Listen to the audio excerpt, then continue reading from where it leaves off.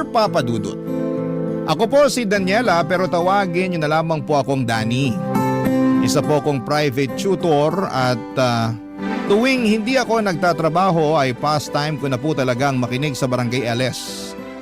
Sa Facebook kung live at sa YouTube naman para sa mga replay. Tuwing nakikinig ako sa programa ninyo ay para akong nasa ibang dimensyon. Nawawala ang pagod ko lalo na kapag naririnig ko kayo, Papa Dudut. Actually, co-worker ko yung unang nag-introduce sa akin sa programa ninyo. Kasi siya rin dati ang laging nakikinig sa Barangay LS noong teacher pa ako sa isang eskwelahan. Hindi ko rin po pinalampas ang bawat episode ng show ninyo. Noong bata pa ako ay malinaw na sa akin na gusto ko talagang maging isang teacher. Laging akong natutuwa at nakakaramdam ng satisfaction kapag tinutulungan ko ang mga kapatid ko o kaibigan ko sa mga homework nila. Kaya noong nag-college na ako ay kumuha ako ng Bachelor of Science in Education major in English. Naalala ko pa natutol ang mga magulang ko kasi ang sabi nila ay mababa daw ang sahod ng teachers. Lalo na kung nagsisimula pa lamang. Pero pinaglaban ko talaga. At sa uli ay sinuportahan nila ako. Nang nakapagtapos na ako ay sobrang saya ko at sobrang proud ng mga magulang ko. Nung naglakad ako sa stage para tanggapin ang diploma ko. Hindi ko makakalimutan ang araw na yon. Pagkatapos ko makagraduate, naging private tutor muna ako ng ilang taon. At minahal ko ang pagiging tutor. Pero umabot na ako sa punto ng buhay ko na gusto ko na makapagturo sa isang classroom setting. Kaya naman nag-apply ako sa isang private school na 15 minutes lang ang layo mula sa bahay namin. Alam nating lahat kung gaano kahirap mag-commute sa Metro Manila. Kaya naisipan ko na mga panahon na yon na doon na lamang muna ako sa private school malapit sa amin mag-apply. Grabe ang saya ko noong natanggap ako.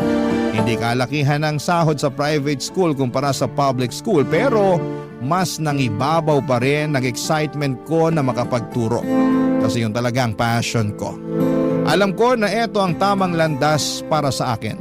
Ang kasiyahan ko sa pagtuturo at ang impact na maiiwan ko sa mga estudyante. Yun ang pinakamahalaga para sa akin. Nung unang araw ko sa private school ay mainit ang pagtanggap sa akin ng principal at pagkatapos ng usapan namin ng principal, dumiretso na ako sa faculty room at doon ko rin nakilala ang kapwa teacher ko na si Mike Papadudut.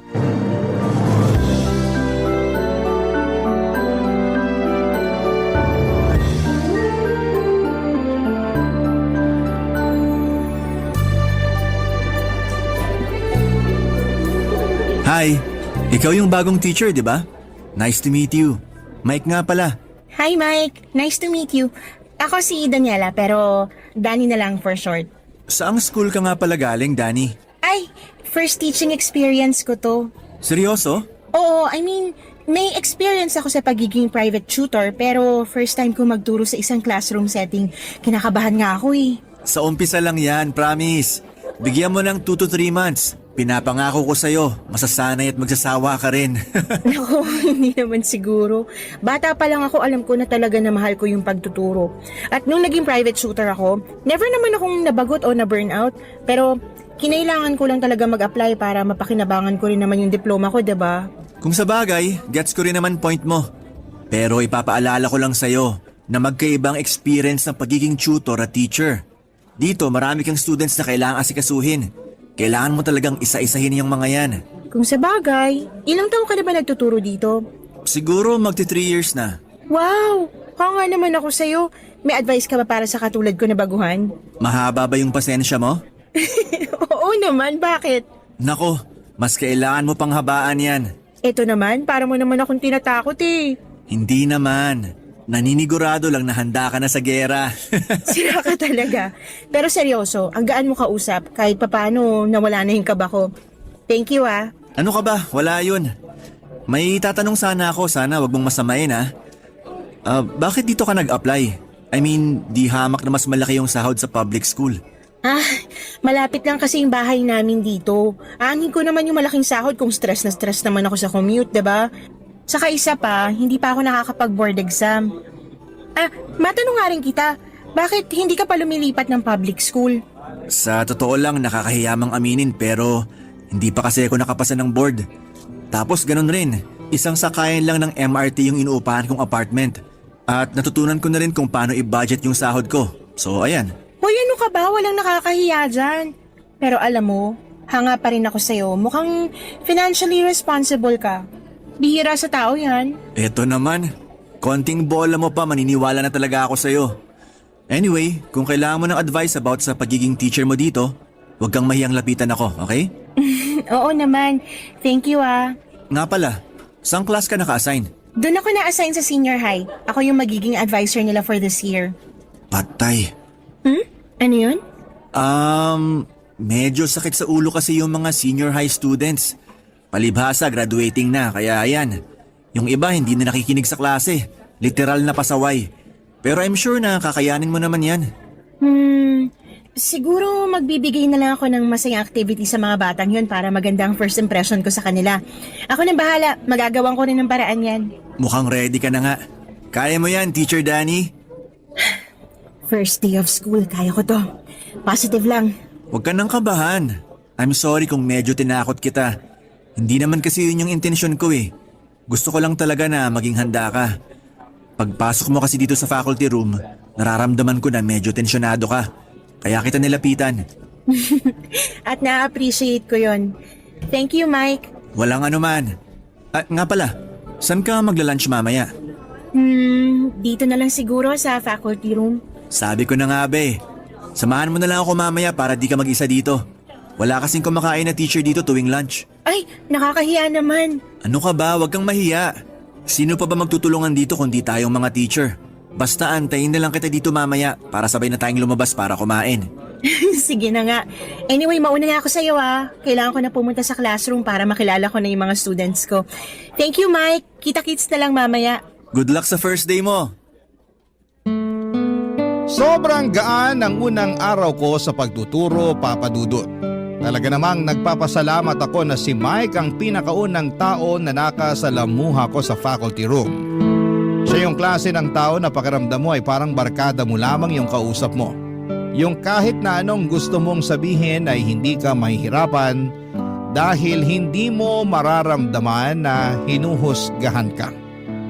Pero noong araw na yon ay parang may napansin ako kay Mike na hindi na siya ganon kasaya sa trabaho niya. Siguro ay dahil nga sa 3 taon na siya rito. Marahil ay nakakaramdam na siya ng burnout. Pero kahit na ganoon ay hindi siya naging masungit at sobrang professional pa rin siya sa lahat ng nakakausap niya. Doon ko naisip na sobrang importante na pahalagahan natin ang mga teachers. Kasi kahit na may mga pinagdadaanan sila, karamihan sa kanila ay kayang-kaya pa nilang maging masaya at passionate sa ginagawa nila. Tungkol naman sa first day ko sa pagtuturo ay tama yung sinabi ni Mike na medyo pilyo yung senior high students. Medyo magulo sila pero nakuha ko naman ang loob nila. Naging approachable akong teacher at hindi ko naman pinipilit na magmukhang matigas o seryoso agad. Pero inilinaw ko sa kanila na hindi ko ito tolerate ang disrespect at may mga boundaries na kailangang respetuhin. At so far ay naging maayos naman ang trato sa akin ng mga estudyante ko. Pero Papa Dudut, may napansin akong isang estudyante na palaging uma-absent. Si Janine. Sobrang nag-worry ako dahil 3 araw na siyang hindi pumapasok. Hindi ko maiwasang magtaka at unti-unting nagkaroon na ako ng pangambang may problema siyang kinakaharap. Noong tinanong ko ang mga kaklase niya ay parang walang gustong magsalita. Kaya hindi ko na rin sila pinilit. Hindi ko pa nga alam kung paano tutulungan si Janine kung hindi ko siya makakausap. At baka may dahilan kung bakit hindi siya pumapasok. Yung mga tanong na patuloy na umiikot sa isipan ko. May sakit ba siya? May pinagdadaanan ba siya sa bahay? May dahilan ba siya kung bakit siya hindi pumapasok? ay patuloy na naging isang mabigat na alalahanin para sa akin bilang isang guro. Parang bilang guro may obligasyon akong maging maalaga at makiramay sa mga estudyante ko. Kaya nga parang nanay ang pakiramdam ko. Nagmumuni-muni sa kung ano ang kalagayan ng isang estudyante. Noong bumalik ako sa faculty room noong break time ay hindi pa rin mawala sa isipan ko si Janine. Mas tumindi ang concern ko bilang teacher. Napansin ni Mike yung pagkabahala ko noong mga panahong yon, Papa Dudut.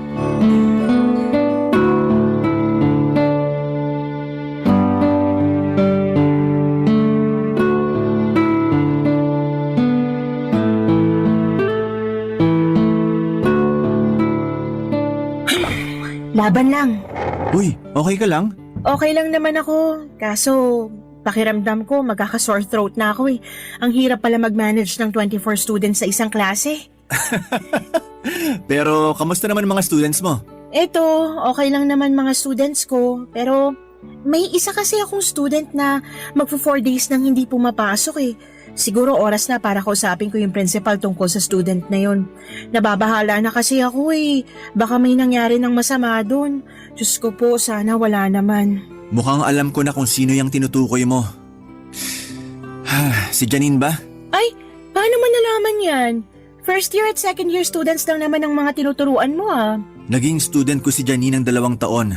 Matinding sakit sa ulo yung batang yan. Uy, teka lang. Baka pinag-iinitan mo lang itong mga senior high kasi naaasar ka sa pagiging pilyo nila ha. Naku Mike, lubayan mo nga mga estudyante ko. Hindi ako nagbibiro, Danny. Hindi mo pa nararanasan ang kamandag ng batang yon kasi hindi mo pa siya nakikita at nakikilala. Uy, sobra ka naman magsalita. Ang harsh naman yata ng judgment mo para pagsalitaan ng mga bata ng ganyan. Diyan ka nagkakamali. Wala na ginawa ang batang yon kung hindi pahirapan ng lahat ng tao na nasa paligid niya. Binabastos niya mga teachers niya ng harap-harapan.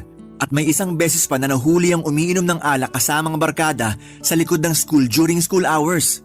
At minsan ko na rin nahuli yan na nag-cheat sa exam. Sinulat niya lahat ng answers sa hita niya. Tapos nung sinabihan ko siya na itaas niya ng konti yung palda niya, pinangalandakan niya sa buong classroom na manyak ako.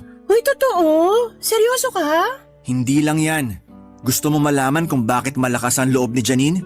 At kung bakit hindi siya nabibigyan ng disciplinary action? Bakit? Nanay niya mismo yung principal. Kung ganun, siguro nga oras na para kausapin ko yung nanay niya. Danny, sa tingin mo ba hindi na namin ginawa yan?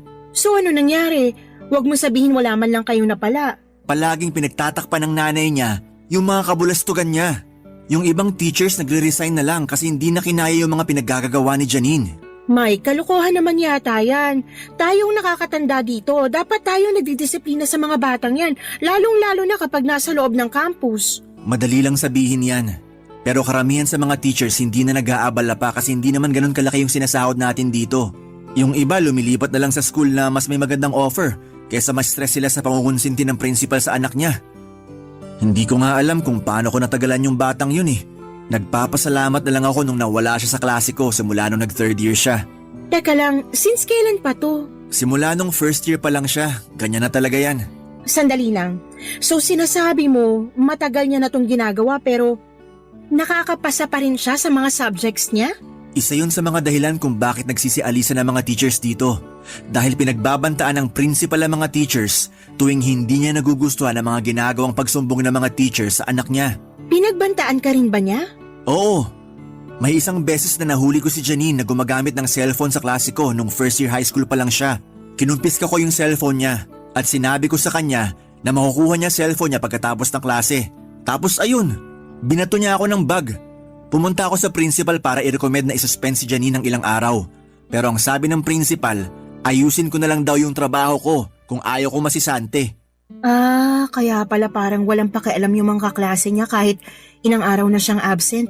Tapos tuwing tinatanong ko sila tungkol kay Janine, hindi sila nagsasalita na parang iniiwasan na lang nila si Janine. 5 babae lang ang nakakatiis sa pag-uugali ni Janine at yun ay ang barkada niya. Pero sa tingin ko mababait naman ng mga batang yun. Si Janine lang naman tong bad influence sa kanila eh. Agree naman ako sa lahat ng sinabi mo at sobrang malitong ginagawa ni Janine na paglabag sa school guidelines at yung ginagawang pangungunsinti ng nanay niya sa lahat ng ginagawa niya. Pero Mike, Kailangan nating bigyan ng benefit of the doubt yung bata. Benefit of the doubt? Bakit naman? Kasi sa tingin ko, may pinagdadaanan yung bata. Obvious naman na hindi siya natutulungan ng nanay niya sa mga pinagdadaanan niya kasi palala ng palala yung behavior niya eh. Danny, kung ako sa'yo, huwag ka nang makialam. May balak na rin akong umalis sa school na to kapag nakapasa na ako ng board exams. At kung ako sa'yo, mag-take ka na rin ng board exam para mas malaya tayong makakapili ng school na applyan. Hindi itong pinagtitiisan natin ng mga pag-uugali nila dahil wala tayong choice. Nagulat po ako sa lahat ng sinabi sa akin ni Mike noong mga panahong yon, Papa Dudut. Sobrang kinilabutan ako sa mga bagay na nangyayari sa school na hindi ko alam noon. At hindi ko inakala na may ganitong mga nangyayari sa paligid ko. Sa totoo lang ay parang ang layo sa normal na buhay estudyante ang mga kwento ni Mike tungkol kay Janine. Kaya't hindi ko maiwasang mag-alala at magtaka. Pero ang pinakamalakas na nangibabaw na nararamdaman ko ay ang lungkot at awa para kay Janine. Sa mga kwento pa lamang ni Mike ay ramdam ko na hindi siya lumaki sa isang ordinaryong pamilya. Parang may mga bigat siyang pinagdadaanan na hindi ko kayang lubos na maintindihan. At nararamdaman ko na hindi niya kayang iparating ang kanyang nararamdaman sa ibang tao. Yung mga hindi magandang ginagawa niya, para bang yon ang tanging paraan niya para maiparating kung gaano siya nasasaktan at kung gaano siya ka-frustrated sa mga nangyayari sa buhay niya.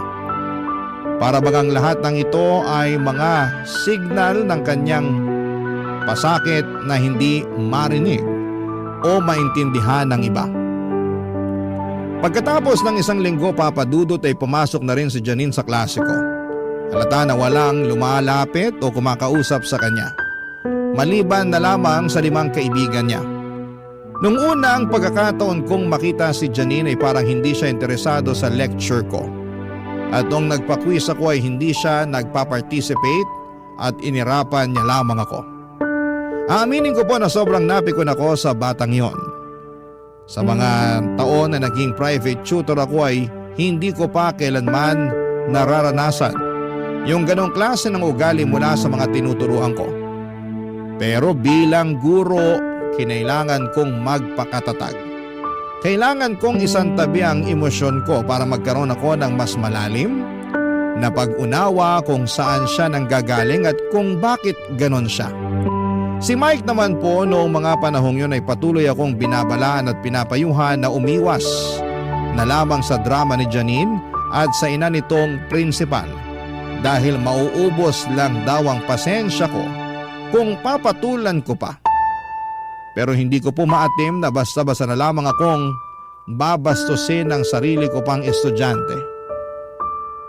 Kaya naman nag-isip na po ako ng action plan sa susunod na gagawin ko. Barangay Love Stories. Barangay Love Stories. Lumala ng lumala ang ugali ni Janine sa harapan ko, lalo na sa klase ko. Nung una ay parang iniirapan lamang niya ako at medyo pinapakita na hindi siya natutuwa na nagle-lecture ako. Pero habang tumatagal ay mas lumalala. Gumagamit na siya ng cellphone sa klase ko ng harap-harapan. At kahit ako'y nagtuturo, hindi siya nahihiyang ipagpatuloy ang paggamit niya ng phone. Kapag nakatalikod ako ay may sinusulat sa whiteboard at madalas kong napapansin na lumalabas siya ng classroom at hindi na bumabalik pa. Naiisip ko na magsumbong sa principal pero base sa mga ikinuwento ni Mike sa akin, naisip ko na baka wala rin namang mangyayari. Parang sila pa nga yung pinapagalitan. Kaya parang nawala na ako ng gana na magsumbong. Parang wala nang silbi kung kakausapin ko yung konsentidora niyang nanay. Kasi kung ganon lang din naman, wala ring magbabago. Palagi ko siyang sinusubukang kausapin si Janine.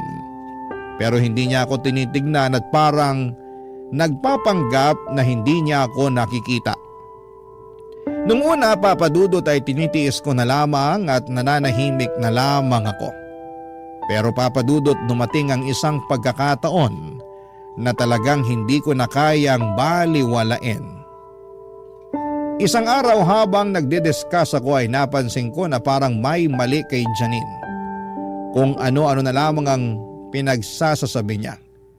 Tawa siya ng tawa tapos abala sa kakachika kasama ng mga kabarkada niya. Tapos ay napansin ko na sobrang pula na ng mukha niya at may hawak pa siyang malaking tumbler. Doon ko na talaga naisip na may hindi tama. Kaya huminto ako saglit sa pagdidiscuss. Inagaw ko yung tumbler mula sa kanya at inamoy. At doon ko nga nakumpirma na alak pala ang laman noon. Nang mga panahong yun ay talagang naisip ko na parang tinatapon na lamang ni Janine ang sarili niyang kinabukasan. Hindi ko na kayang manahimik at magpatuloy na lamang na walang ginagawa habang nangyayari lahat ng ito sa harapan ko. Kung hindi ako kikilos, parang magiging bahagi na rin ako ng hindi tamang nangyayari. Kaya tinigil ko muna ang lesson, pinag-self-study ko yung ibang mga estudyante ko at hinila ko si Janine palabas ng classroom para makapag-usap kami ng kami lamang. Kailangan ko siyang kausapin at kailangan ko ring malaman kung ano talaga ang nangyayari sa kanya, Papa Dudut.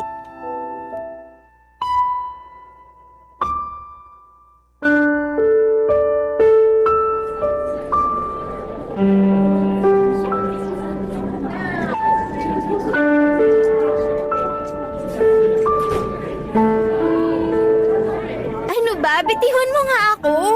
Umakahila ka naman. Aray!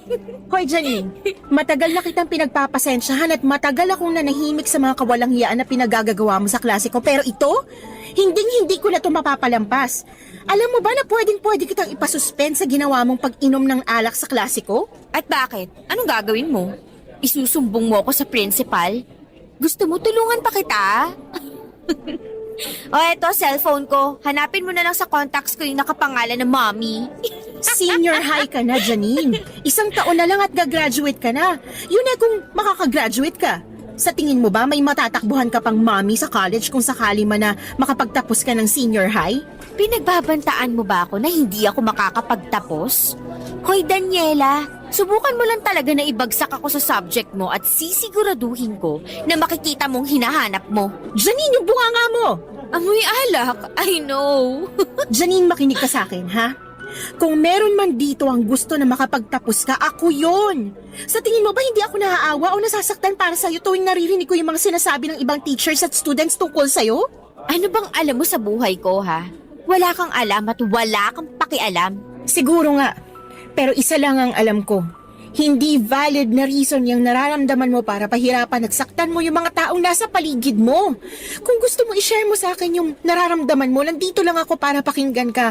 Pero kung ayaw mo magsalita, irerespeto ko yan. Gusto ko lang na maka-move on ka na sa phase ng buhay mo na to. Gusto ko na magbago ka na once nakatungtong ka na ng college. Pero, Janine, kailangan mo maintindihan na kailangan mong pagtrabahuhan ng maayos yung grades mo para makapasa at makagraduate ka. Sino ba may sabi sa'yo na gusto ko mag-college, ha? Napaka-assuming mo. Nanggigigil ako sa'yo, intrimitida. Kung hindi ka magka-college, anong gagawin mo? Magmumukmok at tutunganga ka na lang sa bahay ninyo? Labas ka na doon, ma. Oops, I'm sorry. Ibig ko sabihin, Teacher Danny. Janine, sabihin mo nga sa akin, aside sa uminom at magbulakbol, ha? Ano ba usually ginagawa mo sa free time mo? Bakit mo naman naitanong yan? Walang mawawala sa'yo kung sasabihin mo na lang sa akin. Mahilig akong magsulat ng sarili kong stories. Oh, okay. Maganda yan. Anong klaseng stories naman? Horror stories, love stories. Mahilig ako magsulat. Teka, sandali lang. Saan ba papunta tong usapan na to? Aware ka naman siguro na hindi ka nagpa-participate ng maayos sa klase ko, di ba? Binabaliwala mo yung quizzes natin, hindi ka nagsasubmit ng projects, at kadalasan nagkakating classes ka pa. O ano nga yun? Bibigyan kita ng pagkakataon na makabawi sa mga na-miss mong quizzes at projects. Since homeroom at English teacher mo naman ako, bibigyan kita ng 2 weeks para gumawa ka ng 200 pages na novel. Ikaw bahala kung anong klaseng story ang gusto mong isulat at ako na mismo mag-grade ng project mo. Everything from grammar, punctuation marks, sentence construction, at kahit yung flow ng story mo, iche-check ko. Seryoso ka? Bibigyan mo ko ng ganitong klaseng project? Kasasabi ko lang, di ba? Pero bakit? Hindi ko maintindihan. Wala na akong ginawang tama sa klase mo. And ito yung first time na may teacher na nagbigay sa akin ng ganitong klaseng konsiderasyon. Oo, aaminin ko na pipikon ako sa'yo at nauubos ang pasensya ko tuwing tinatarayan mo ko sa klase natin. Pero naniniwala ako na walang bata na pinanganak na masama. At siguro ito na rin ang opportunity na ma-express mo yung tunay mong nararamdaman sa pamamagitan ng pagsusulat. O, di ba? Mararamdaman mo na nga ang satisfaction ng pagsusulat, nakabawi ka pa sa subject ko. Thank you. And I'm sorry kung naging masama ako sa'yo. Alam mo, sa totoo lang, gusto na kita. Cool ka naman pala eh. Pinapatawad na kita.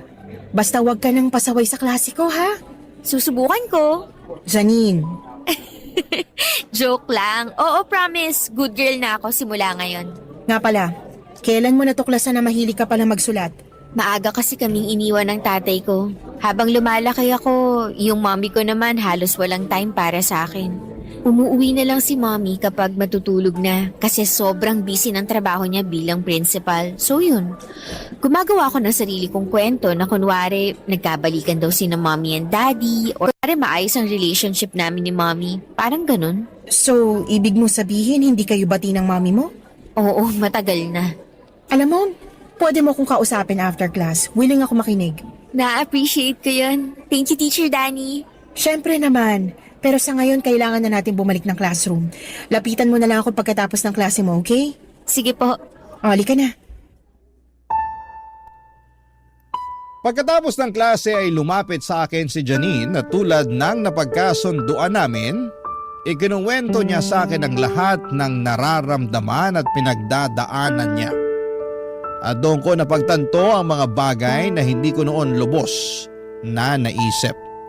Napag-alaman ko na ang dahilan kung bakit parating pinagtatakpan ng principal si Janine ay dahil gusto niyang makabawi sa anak niya. Sobra siyang nagigilty dahil madalas ang tita pala ni Janine na nag-aalaga kay Janine noong bata pa siya. Habang ang nanay niyang principal ay laging abala sa trabaho. Dahil dito ay lumaki si Janine na malayo ang loob sa kanyang tunay na magulang. Kaya nagkaroon siya ng mga sama ng loob dito. Kaya noong nagkaroon ng pagkakataon ng nanay ni Janine na makasama ang anak niya sa iisang eskwelahan, halata na gagawin niya ang lahat upang makabawi sa anak. Kahit na alam niyang mali ang paraan niya ng pagbawi. Ngunit habang nag-uusap kami ni Janine ay nagkaroon ako ng mas malalim na pag-unawa sa sitwasyon ni Janine. Hindi ko lang siya nakita bilang isang estudyante kundi bilang isang batang may mga pinagdadaanan. Dahil sa pag-uusap namin na yon ay mas lalo pang gumaan ang loob ni Janine sa akin. Nawala yung dating malditang Janine at mas nakikinig na siya sa klase ko. Kinalaunan ay natapos din niya ang project na ipinagawa ko sa kanya at nakita ko kung gaano siya nagsikap. Sobrang nakakataba ng puso at nakaka-proud isipin sa mga simpleng hakbang ko bilang guro ay naging bahagi ako ng pagbabago ni Janine. Pero papadudot na guguluhan pa rin ako sa ginagawa ko noon. Tama ba na kinausap ko si Janine na parang isang kaibigan? Tama ba na pinakinggan ko ang kanyang mga personal na problema? Aaminin ko hanggang ngayon ay medyo mabigat pa rin ang kalooban ko. Dapat kasi ay may mga boundary sa pagitan ng guro at estudyante. Ngunit ng mga panahong yon, yun lang ang naisip ko na kailangan kong makialam sa buhay ni Janine upang mas maintindihan ko siya. Pero ngayon na-realize ko na mali yung sobra kang friendly sa students mo. I mean, hindi ko naman sinasabi na dapat ay sungitan mo sila pero gaya ng sabi ko ay mahalaga pa rin na may mga boundaries. Ilang linggo pagkatapos ng pangyayaring yon ay napansin ko si Janine na patuloy na nagtitext ng palihim habang nagdidiscuss ako. Sobra ko nadismaya kasi akala ko ay wala na yung Janine na pasaway. Dahil gusto ko talagang maging fair na teacher sa lahat. Hindi ko na pinalampas at kinonfiscate ko ang cellphone niya. Nagwala siya, nagdabog at lumabas pa ng classroom. Sobrang nakakapanghinayang Papa Dudut. Kasi akala ko ay nagbago na siya pero parang bumalik siya sa dati. Parang lahat ng mga payo at pakikinig ko sa kanya ay nawala na lang bigla. Pagkalipas ng 15 minutes noong nag-break na yung mga estudyante ko, saka ko siya hinanap para kausapin.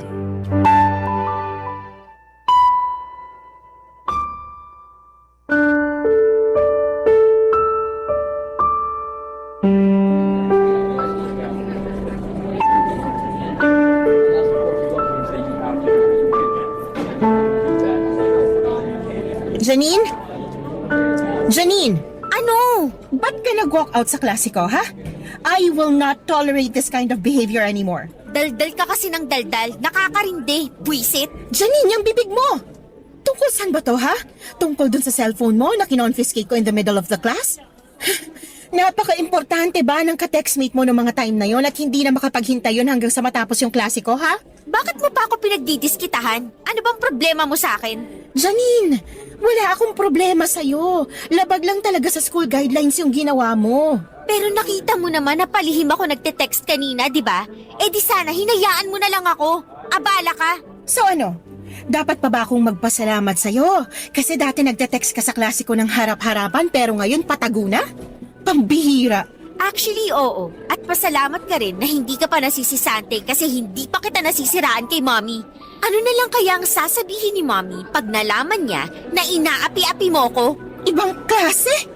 Alam mo, Janine, I am so disappointed. Sa tingin mo ba hindi nadurog yung puso ko nung kinailangan kong i-confiscate yung cellphone mo?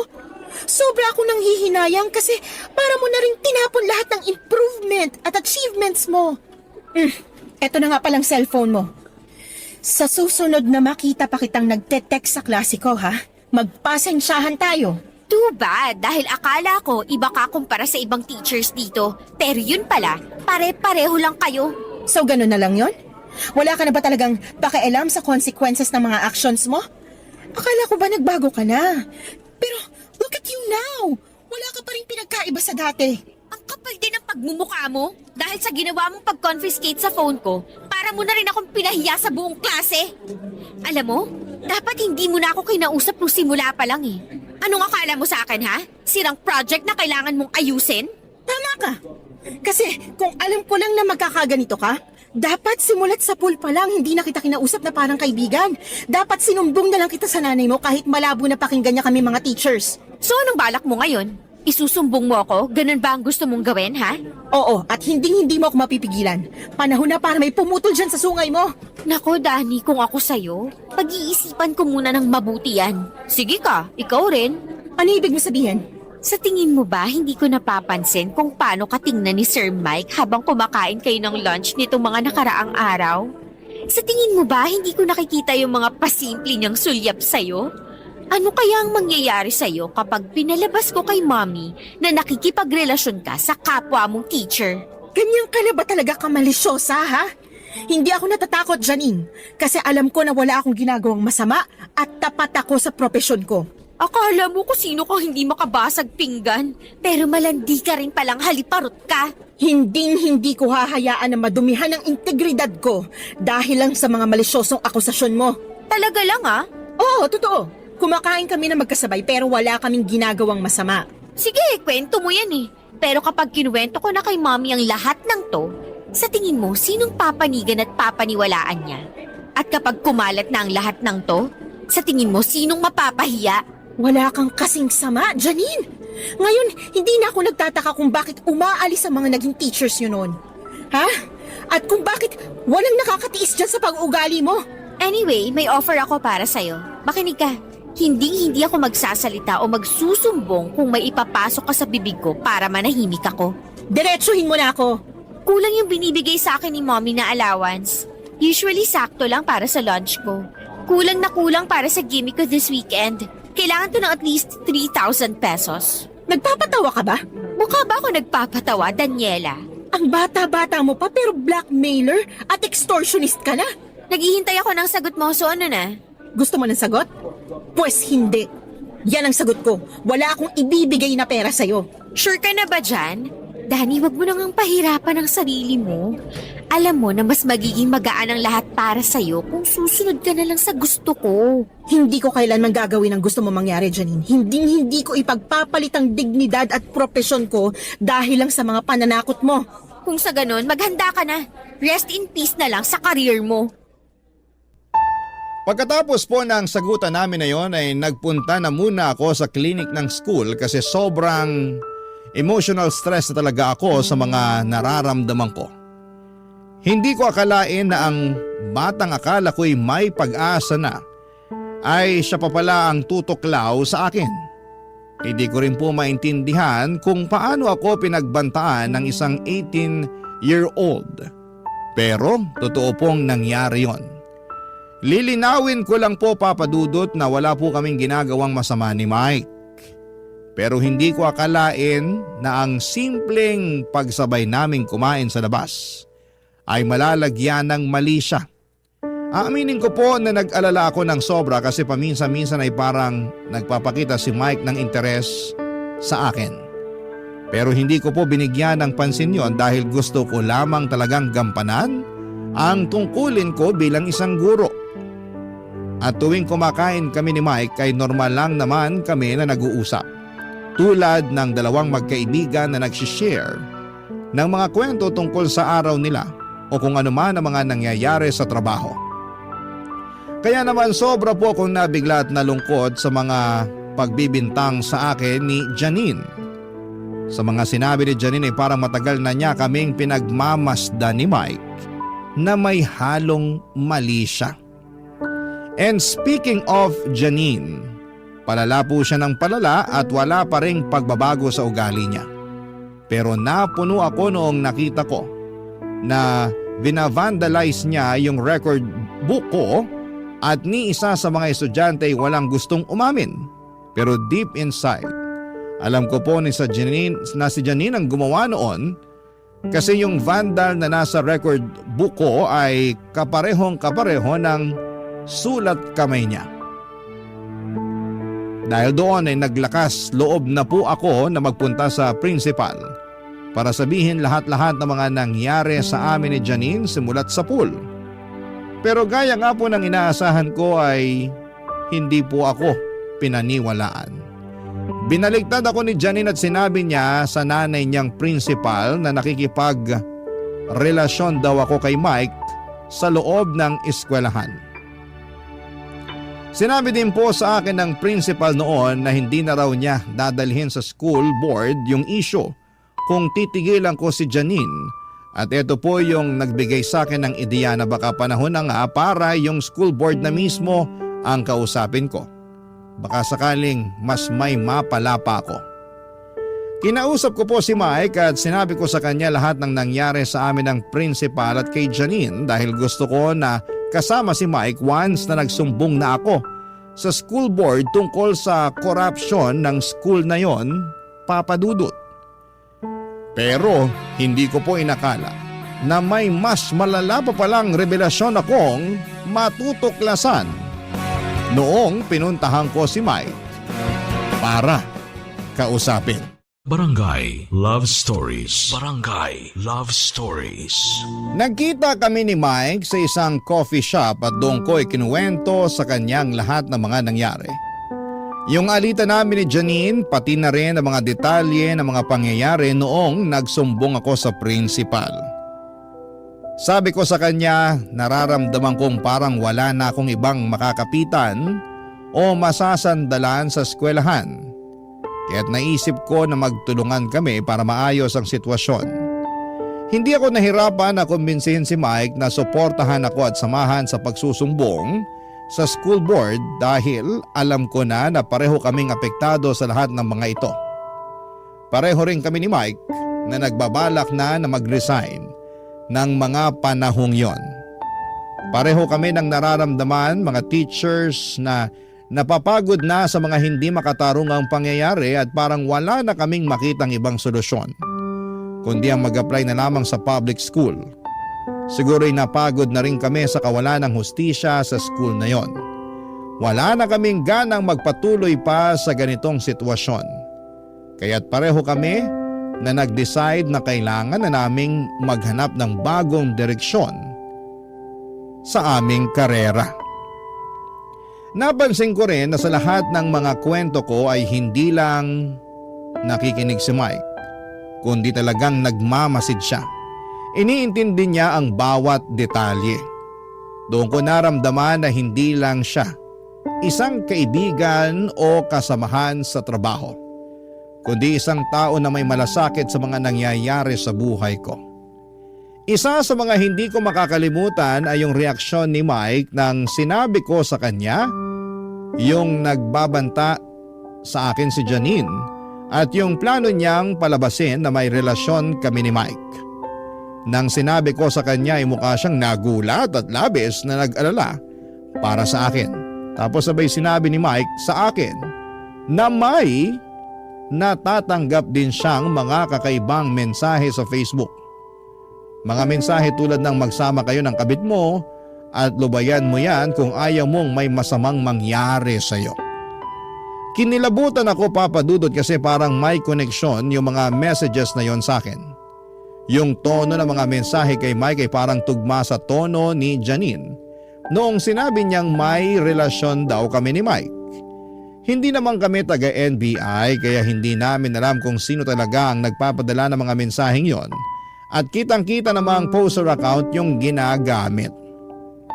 Pero nang magpatuloy ang usapan namin ni Mike ay nagsimula na kaming mag-backtrack at mag-brainstorming, Papa Dudut.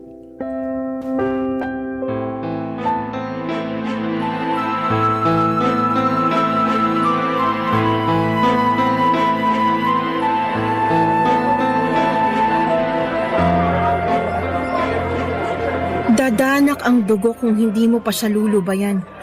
Mike! Literal na death threat na yan, oh! Ba't hindi mo man lang naisipang i-block yan? Nawala sa isip ko to noong mga panahon na yon kasi akala ko troll lang na walang magawa. At isa pa, pwedeng-pwede ko kasuhan ng grave threat to kung sakasakali. Kaya hindi ko na binlock para marami akong ebidensya laban sa kanya. Ayaw ko sana manghusga pero Pero, familiar sa akin yung tono ng mga messages na yan. anong ibig mong sabihin? Nagkaroon kami ng alitan ni Janine kanina. Galit na galit siya habang sinasabihan niya akong malande dahil palagi ka raw nakatingin sa akin. Wala namang masama doon ah. Wala naman tayong ginagawang kabulastugan. Lalong-lalo na sa loob ng school campus. Exactly! Sandali lang. May phone number ka ba ng mga students mo? May one time na kinailangan kong hingin yung phone number nilang lahat dahil dun sa field trip. Wait lang, check ko muna kung nasa GC pa. Okay, ito yon. Hanapin mo number ni Janine. Ha? Bakit? Basta, tapos copy mo. Okay, ito na. Tapos? I-paste mo sa search bar ng Facebook. Okay, gets ko na. My goodness, tama nga yung hinala ko. Connected yung number ni Janine sa account na nagpapadala ng threat sa akin. Mike, may contact details ka ba ng school board? Kailangan na natin makipag-meeting sa kanila as soon as possible. Hoy Mike, nakikinig ka ba? Kaya pala. Ano ibig mo sabihin? Kaya pala parang palagi nagpapakyut sa akin si Janine. May obsession issues na talaga yung babaeng yan. Oh no. Bakit? Kaya pala ganun na lang yung galit niya sa akin nung kinonfiscate ko yung phone niya. Natatandaan mo pa ba kung kailan mo kinuha yung phone niya? Hindi ko na matandaan yung exact time pero sigurado ako bandang 4 p.m. yun. Tingnan ko. Sent 4:13 p.m. Ikaw yung chinachat niya nung time na kinonfiscate ko yung phone niya. Long-term obsession, hatred, grudges. Mike, I think professional help ang kailangan ni Janine. Pero kailangan pa rin natin siya panagutin sa lahat ng ginawa niya. Ang dami nag-suffer dahil sa kanya at ng nanay niya. I agree. Hindi sapat na rason yung mental illness para gawin mong impyerno ang buhay ng isang tao. So ano na gagawin natin ngayon? Gaya ng napag-usapan natin, sabay nating haharapin ng school board. Gustong-gusto ko na talaga mawala yung mag-inang yan sa school na yun bago ako mag-resign eh. Danny, alam kong hindi na normal ang pag-iisip ni Janine pero may sinabi pa rin siyang tama. Ha? Ano naman yun? Na may feelings ako para sa'yo. Huwag ka nga nagbibiro ng ganyan. Seryoso ako. Ang totoo niyan, all this time pinipilit ko lang talaga na itago tong nararamdaman ko para sa'yo kasi Nagsisimula ka pa lang nun sa career mo bilang isang teacher at ayokong hadlangan yon.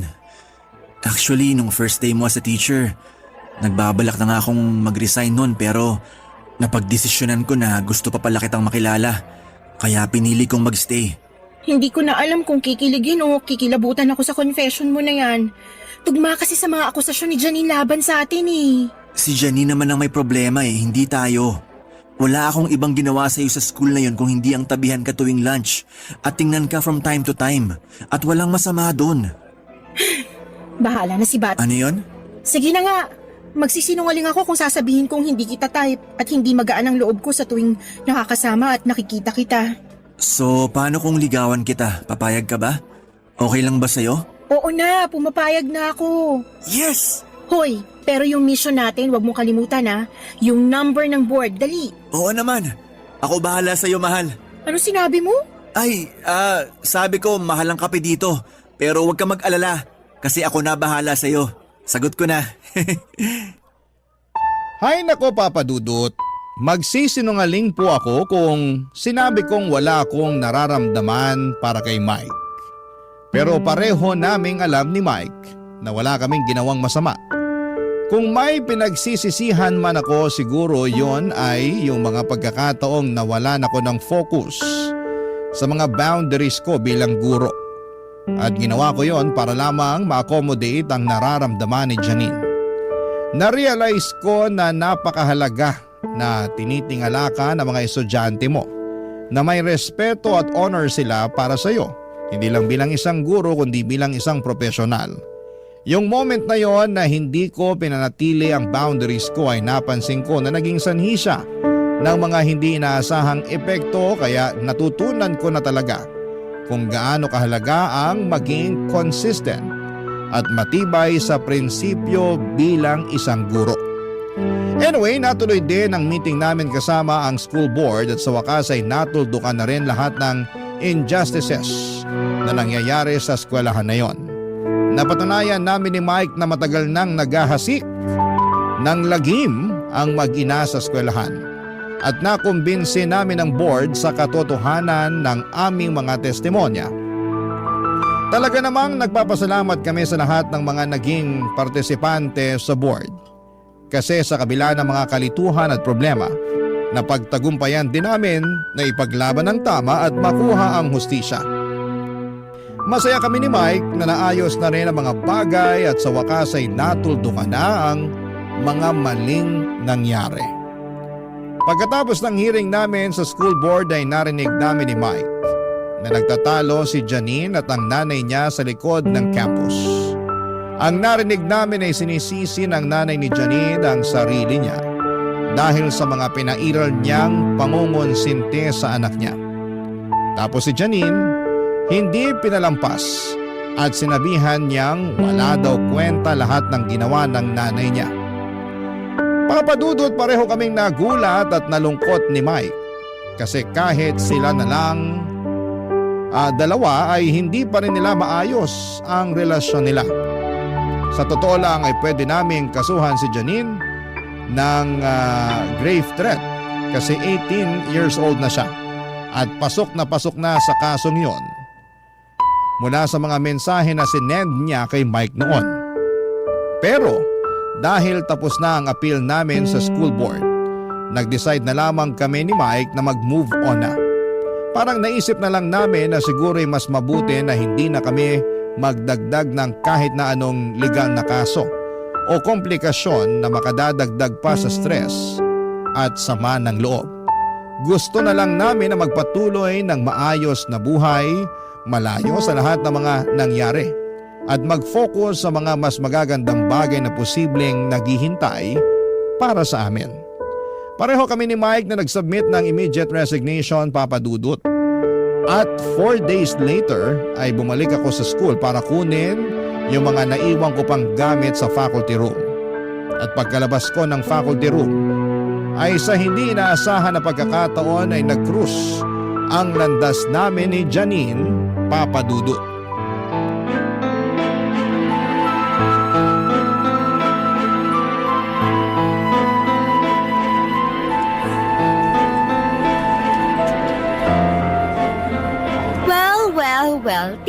nga naman. Janine, tapos ng responsibilidad ko sa'yo bilang teacher mo. Aalis na ako at wala ako sa mood para makipag-usap o makipag-away sa'yo. Congrats nga pala, nakuha mo na ang gusto mo. Nilalayuan na ako ng barkada ko na parang may nakakahawa akong sakit at sirang-sira na rin kami ng mommy ko. Tinanggal na si mommy bilang principal at na-expel na rin ako. Nandito na lang ako para kunin yung mga natitira kong gamit sa locker. So ano, masaya ka na ba? Ha? Magsalita ka? Janine, alam mo mismo sa sarili mo na umpisa pa lang, hindi ito ang ginusto kong mangyari sa'yo. Hindi ako nagkulang sa'yo bilang teacher mo. Plastic ka, sinira mong buhay ko. Tigilan mo ako. Kung naghahanap ka ng taong sisisihin, humarap ka sa salamin. Kung nilayuan mo na lang sana si Mike, hindi na sana umabot sa ganito ang lahat ng to. Sobrang petty mo naman, Janine. For your information lang ha, kinasusuklaman ka ng lalaking kinababaliwan mo. Pagkatapos mo ba naman siyang tagtarin ng death threats gamit ang isang fake account? And for what? Dahil sa walang kwenta mong insecurity sa akin at yung mga akusasyon at spekulasyon mo na wala namang basihan. Akusasyon? Walang basihan? Paano mo nasasabi yan? Eh kayo na nga, di ba? Ahas ka lang talaga. Isa kang malaking sawa. Naturingan ka pa namang teacher, hayop ka. Ayan! Yan mismo ang dahilan kung bakit walang nagkakagusto sa'yo. Masyado kang brat kung umasta. Akala mo sa'yo umiikot ang mundo? Pag galit ka, kailangan pati buong mundo galit din. Pag hindi mo nakukuha ang gusto mo, nagiging demonita ka. Magbago ka na. Maayos ang buhay ko noon. Pero nasira ang lahat ng yun nung dumating ka. Alam mo, sa totoo lang, nagustuhan naman kita as teacher ko nung una eh. Pero habang tumatagal, mas lalo lang nadadagdagan ang galit ko sa'yo kasi napapansin ko na dikit ng dikit sa'yo si Mike. Janine, hindi na to normal. Teacher mo mismo ang kinababaliwan mo. At isa pa, ilang beses ko bang uulit-ulitin sa'yo na wala kaming ginawang masama ni Mike. And again, nag-resign na kami sa school na to nung sinagot ko siya. So meaning, wala akong nilalabag na rules. Hindi mo na pwedeng gamitin yan against me. Ginampanan ko ng maayos ang pagiging teacher ko sa inyo. Sana maging miserable kayo ni Mike. Sinusumpa ko na hindi kayo magiging masaya. Sana mamatay na kayo at sana mauna ka. Janine, bibigyan kita ng advice as your former teacher and I hope you take this seriously. Go seek professional help. Itong lahat ng pinapakita at ginagawa mo, hindi na to normal. Palagi ka nalang galit, palagi kang may sama ng loob, hindi ka na nga makapag-focus sa sarili mong buhay kasi puro inggit at inis na lang ang pinapairal mo. Hindi ko kailangan ng advice mo. Walang kwenta sa akin yan.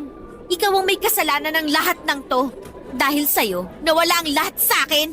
Ayusin mo na yung buhay mo. Ito na yung sign para makapagsimula ka ng panibago. I know na hindi naging maganda yung kinalakihan mong pamilya at environment pero hindi mo kailangan magpa-apekto doon. 18 ka na. You're old enough para gumawa ng mga desisyon na makakabuti sa'yo. Actually, wala naman akong problema dito eh. Nagsimula ang lahat ng to nung nireport mo si mommy sa school board. Dahil hindi na tama yung mga ginagawa niya at yung mga pangungunsinti niya sa'yo. Hindi mo ba nakikita na ang dami-dami niyong nasasaktan at naaapakan na tao? Kung kinaya at natiis ng ibang teachers yung baluktot niyang pamamalakad, pues ibahin mo ko. Nung nadiskubre namin ni Mike na ikaw yung nagpapadala sa kanya ng death threats, mas lalo lang lumakas ang loob ko para i-report ang lahat ng to. Alam mo, dapat ikaw na lang dinetret ko eh. Pero hindi ko ginawa kasi akala ko nung una na iba ka sa kanila. That's confession to a crime, Janine. Nare-realize mo ba kung gaano katindi at kabigat tong ginawa mo? Kung sa ibang tao mo to ginawa, malamang pinakulong ka na. Mabuti na lang at naawa pa kami ni Mike sa'yo. So anong gusto mong sabihin ko? Thank you? Pagpapasalamat lang ako sa'yo pag nahawakan mo na ang magkabilang dulo ng rainbow. Manigas ka! Ang gusto ko, makita ko man lang na may konting bahid ng pagsisisi dyan sa mukha mo. Pero wala eh. Umaasa ka sa wala. Kung may pinagsisisihan man ako, yun ay yung nagtiwala ako sa'yo. At kung may pinagsisisihan man ako, yun ay yung umasa ako na magbabago ka pa. Binigyan kita ng benefit of the doubt, pero hindi ibig sabihin no na kukonsinti ko na lahat ng mga maling ginagawa mo. Kung wala ni isa sa mga teacher mo dati ang naglakas loob na putulin yung sungay mo, pues ibahin mo ko. At least, sa ginawa kong pagsumbong sa board, parang naputol ko na rin yung kalahati ng sungay mo. Sabi ko na nga ba eh. I bet tuwang-tuwa ka nung in-announce ng board na masisibak na kami ni mommy dito sa school. Ang lungkot-lungkot mo naman. Alam mo kung ano yung totoong nakakalungkot? Yung tinutulak mong palayo, yung nag-iisang tao na handa at willing ka sanang tulungan. Goodbye, Janine. Sana magbago ka na. Yun na po ang huling beses na nakita at nakausap ko si Janine at mula noon ay bumalik ako sa pagiging private tutor. At si Mike naman ay nagtrabaho bilang supervisor sa isang call center. Mabuti na lamang po at meron pa akong contact sa mga magulang at estudyante ko noon kaya't hindi ako nahirapan na makabalik sa pagiging tutor. Habang nagtatrabaho as private tutor ay nagtake po ako ng LET o board exam para sa mga teachers. Kahit po hindi ako nag-enroll sa review center at nag-self-study lamang ako ay laking tuwa ko nang pumasa ako sa aking unang attempt. Ngunit sa kasamaang palad ay hindi po nakapasa si Mike. Pero dinamayan ko pa rin siya sa kabila ng kabiguan. Bago ko po makalimutan ay hindi po pala tumigil si Mike sa panliligaw sa akin. Matapos ang isang taon, noong sa tingin ko ay pareho na kaming magkakilala, ay sinagot ko na nga po siya. Naging magaan ang lahat tuwing nakakasama ko siya, Papa Dudut. Hindi siya nagbago at yun po siguro ang dahilan kung bakit lalo ko siyang minahal. Isang taon matapos ko pong makapasa sa board exam ay nag-decide si Mike na mag-take ulit ng board exam at sa kabutihang palad, siya po ay nakapasa na rin sa wakas. Noong lumabas ang resulta ng board exam ni Mike noong December ay sobrang saya namin. Ngayon po kami ni Mike ay nagbabalak na mag-apply bilang mga teachers sa ibang bansa. Ang plano po namin ay mag-ipon habang nagtatrabaho kami doon hanggang sa makabalik kami sa Pilipinas upang dito magretiro. At kapag naging teacher na po ako sa ibang bansa ay malaki po ang tiwala ko sa sarili ko na mas magiging handa na akong gampanan ang mga responsibilidad ko bilang isang guro. Dahil sa mga naging karanasan ko ay nakakasiguro ako na mas magagampanan ko ng maayos ang aking tungkulin. Nais ko rin pong magbigay pansin sa mga guro sa ating lipunan. Maraming tao ang hindi nakakaalam na ang mga guro ay may mga pinagdadaanan din at may mga pagkakataon na sila ay biktima rin ng bullying at paghihirap. Kaya po napakahalaga na maglaan tayo ng oras upang alamin ang kalagayan ng mga guro natin. Dahil sila po ay may malaking papel sa pagpapalaki at paghubog ng ating mga kabataan. Oo nga pala, Papa Dudo, tungkol naman kay Janine ay hindi ko na po siya nakita ever since. Pero may isang pagkakataon po na sinearch ko po siya sa Facebook dahil na curious ako sa kalagayan niya at doon ko po nalaman na hindi siya nakapagtapos ng pag-aaral at may anak na siya. Hindi ko po alam kung ano ang nangyari sa buhay ng batang yon, ngunit taimtim ko pong ipinagdarasal na sana'y magkaroon siya ng bagong pagkakataon na matutunan niyang itama ang mga pagkakamali niya. Papa Dudut, maraming salamat po sa inyong oras at sa pagkakataong may bahagi ko sa inyo ang aking kwento. Makakaasa po kayo na araw-araw pa rin po akong makikinig at manonood sa inyong show. Ang inyong forever kapuso at kabarangay, Danny. Dear Papa Dudut, ang pagiging makulit at matigas na ulo ng isang tao ay nagsisimula sa kanyang kabataan. Habang nagkakaedad, ang tao ay nababawasan ng kakulitan at katigasan ng kanyang ulo dahil nagmamature siya. Minsan ay meron ding hindi nababawasan kahit na matanda na. At kapag tumungtong na ang tao sa mga edad na papalapit na sila sa kanilang retirement, ay bumabalik ang pagiging makulit nila, pati na rin ang katigasan ng kanilang ulo. Madalas natin yon maengkwentro sa mga lolo at lola natin o di kaya sa ating mga nanay at tatay at naranasan ko rin yon sa sarili kong ina. Bago ko ipagpatuloy ang pagkukwento ay gusto ko munang bumati ng magandang tanghali mga kabarangay na katulad ko'y palaging nakikinig sa Barangay Love Stories. Tawagin niyo na lamang po ako sa pangalang Lexer. 30 years old, taga Cubao at nagtatrabaho bilang internal auditor sa isang private company sa Pasig. Nangyari ang kwento ko taong 2024. Malit lang ang pamilya namin ng mama ko, balit 2 lamang kami ng kapatid kong babae na anak nila ng tatay naming iniwan kami noong araw para sumama sa ibang babae. Simula noon, kaming tatlo na ang naging magkakasangga sa buhay.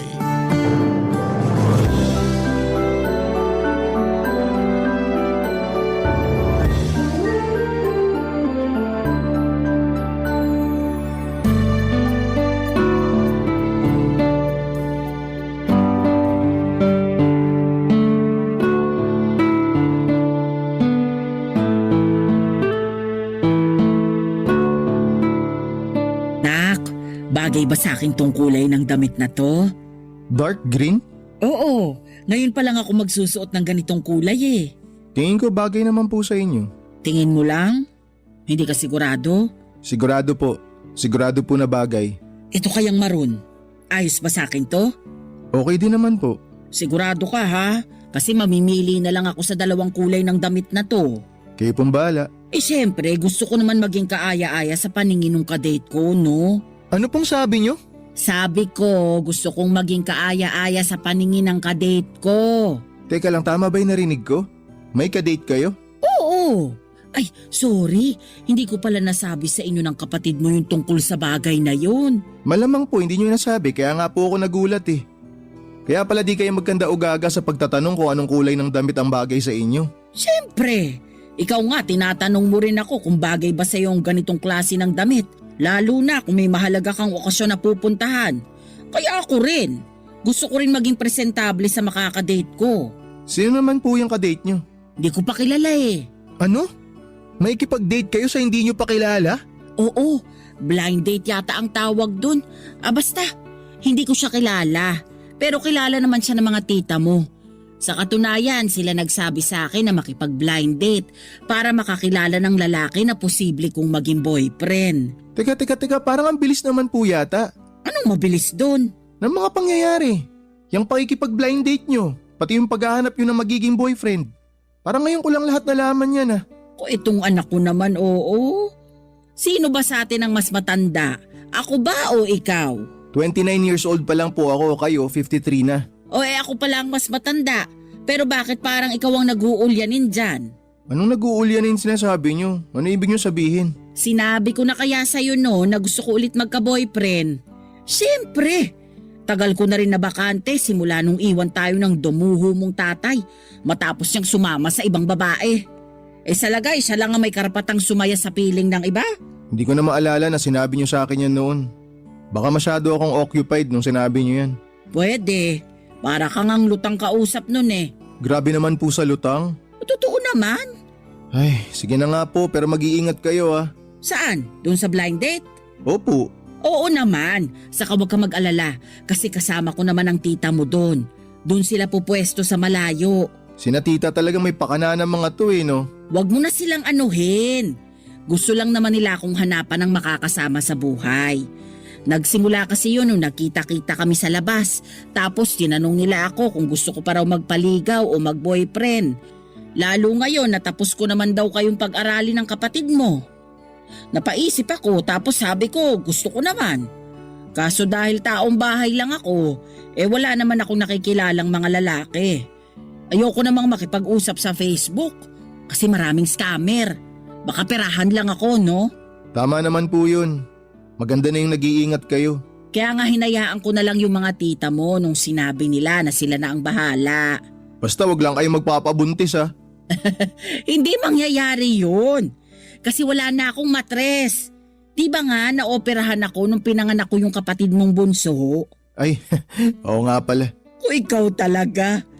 O basta, ako excited lang. Pakiramdam ko bumalik ako sa panahong dalaga pa ako.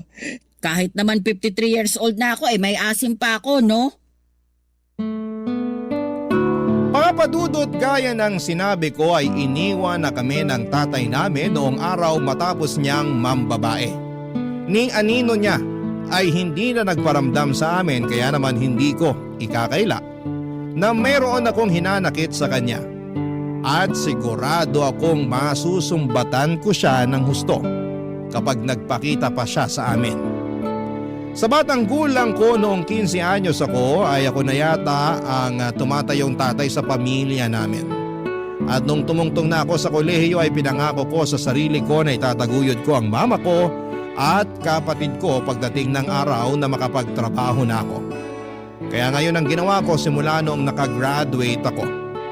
Hindi niyo ako masisisi kasi malaki rin ang pagpapahalaga ko kay mama dahil kinaya niya kaming itaguyod ng kapatid ko kahit na mag-isa lamang siya.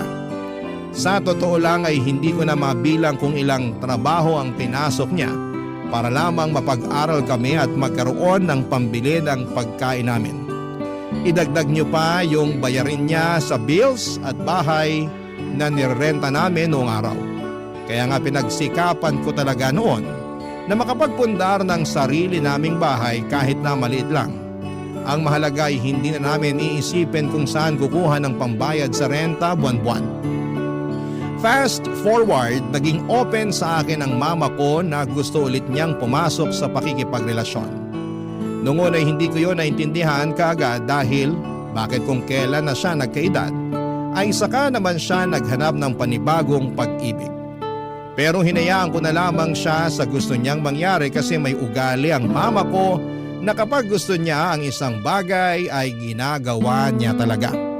Hanggang sa isang gabi ay mayroong nangyari na hindi ko inaasahan, Papa Dudut.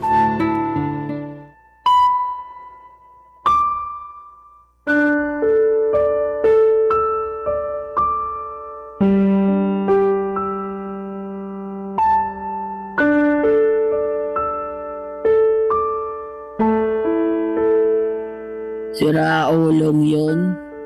Matapos akong matikman ng ilang beses, bigla na lang akong iniwan sa ere. Sandali. Anong matikman ang sinasabi niyo dyan? Ito namang anak ko. Alam mo na yon. Man naman, bakit nagpagalaw kayo sa lalaking yun? Kayo na ba?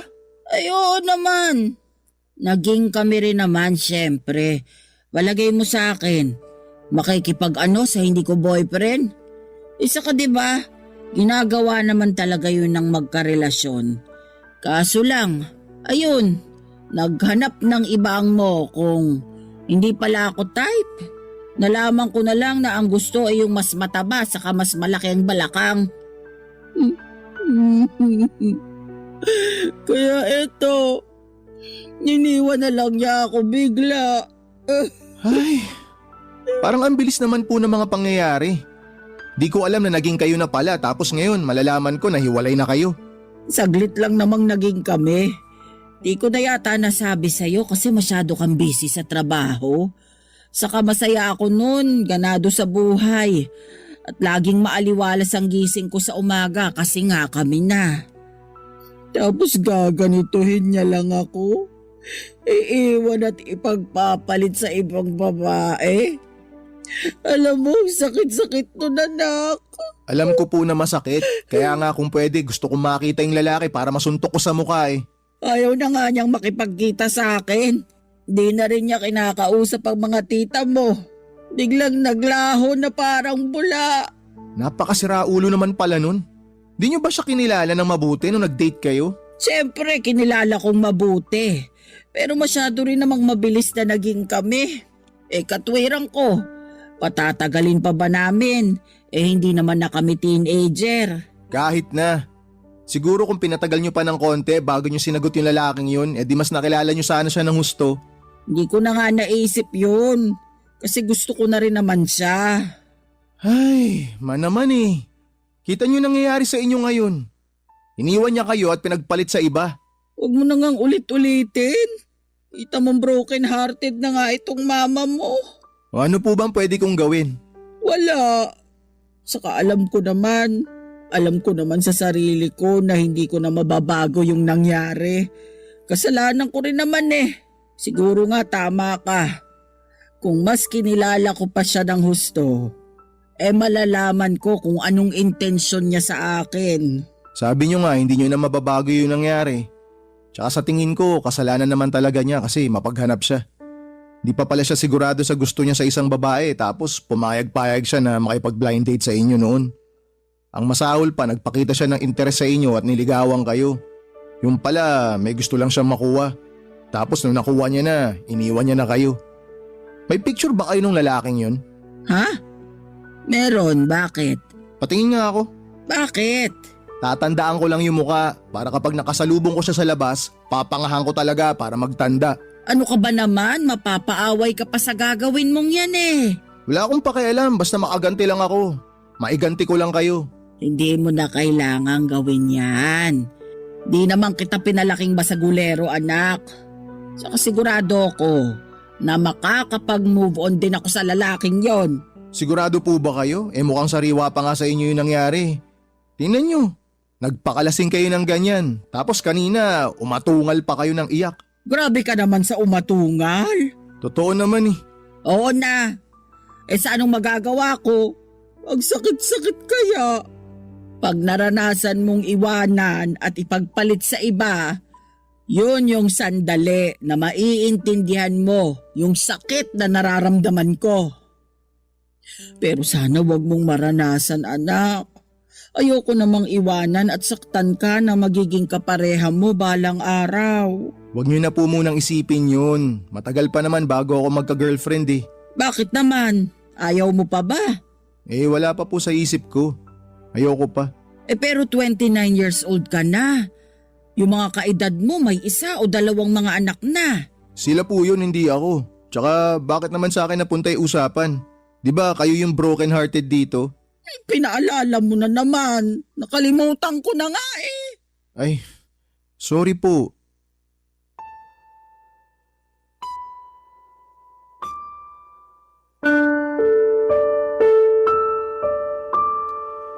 Sa totoo lang ay parang bumalik sa akin yung alaala noong minsang naabutan kong lasing at umiiyak ang bunso kong kapatid sa kanyang kwarto noong araw. Kahit kasi anong gawin niyang pigil sa pag-iyak niya ay naririnig ko pa rin lalo at magkatabi lang naman ang mga kwarto namin. Dahil sa pag-worry ay kaagad ko na nga siyang kinatok at nalaman ko na nga ang dahilan kung bakit siya nagmumukmok. Katulad ni mama ay broken-hearted din ang kapatid kong babae noon sa katrabaho niya na pinaasa lamang siya. Sa tingin ko kahit na magkalayo ang edad ni mama at ng bunso kong kapatid ay iisa lang ang nararamdaman ko noong makita ko silang umiiyak. At yon ay walang iba kundi ang kalungkutan, galit at pagkainis sa mga lalaking nanakit sa 2 babaeng pinoprotektahan ko ng husto na huwag masaktan. Pero alam ko naman sa sarili ko na kasama talaga sa pagmamahal ang masaktan ka. Kaya nga inalo ko na lamang si mama ng gabing yon at pinaramdam sa kanya na hindi siya nag-iisa, Papa Dudut. Barangay Love Stories. Barangay Love Stories. Papa Dudut, hindi ko na masyadong matandaan kung umiiyak ba si mama noong iniwan kami ni Papa noong araw na yon. Siguro oo, pero madalas ay patago para hindi namin makita ng kapatid ko.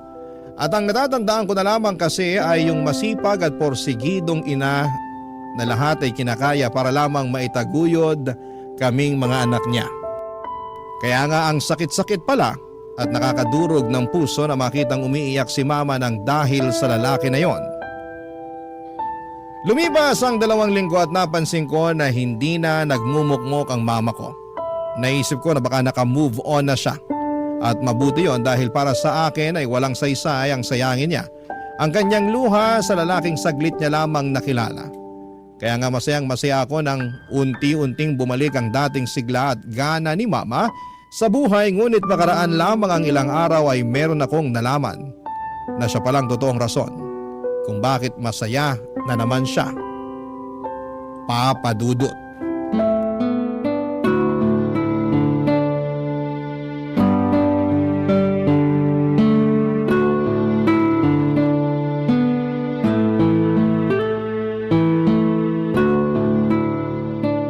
Aalis pala ako bukas, tapos baka gabihin ako ng uwi.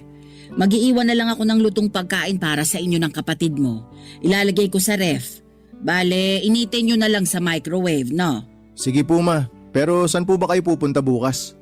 Ang totoo, makikipag-date ako. Na naman? Oo, pero iba na to.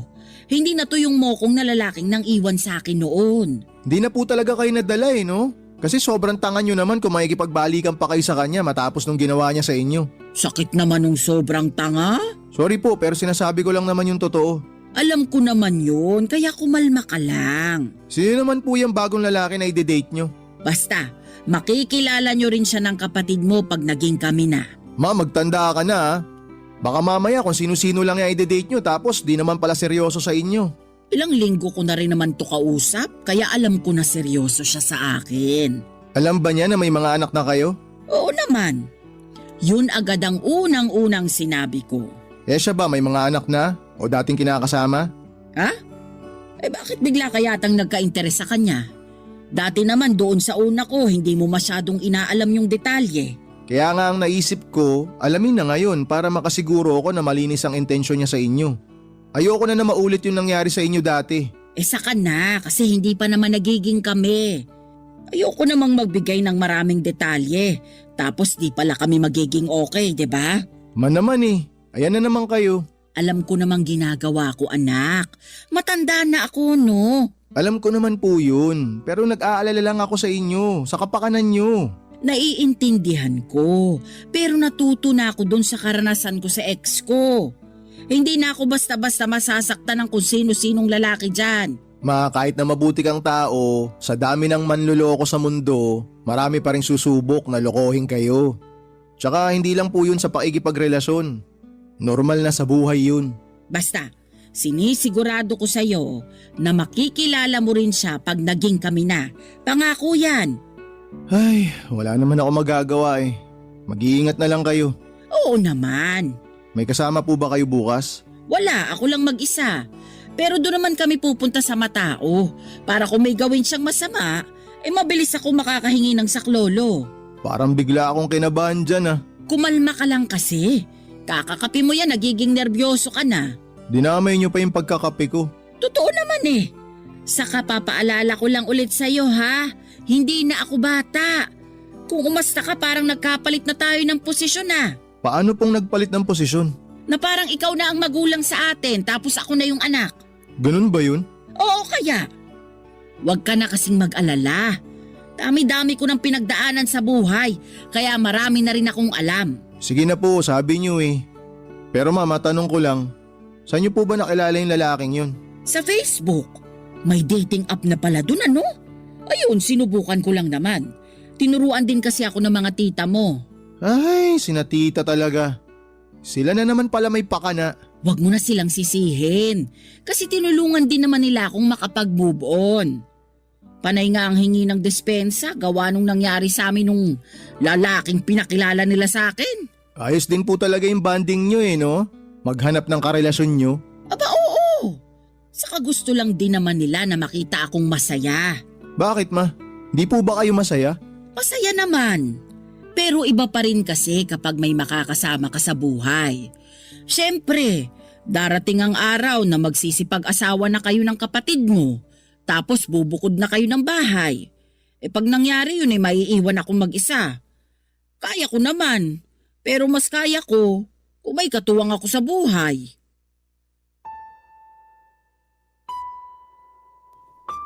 Papadudot, tama naman si Mama noong sinabi niya na mukhang nagkapalit na kami ng posisyon dahil parang ako na ang magulang sa aming dalawa.